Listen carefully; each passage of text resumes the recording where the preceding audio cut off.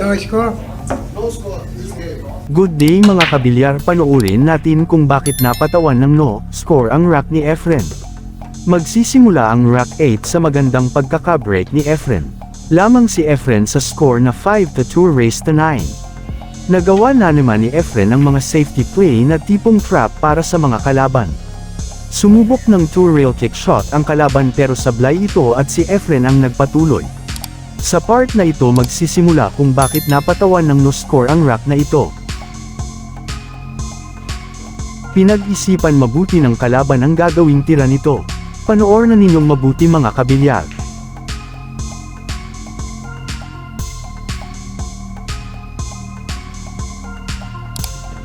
Foul nga ba?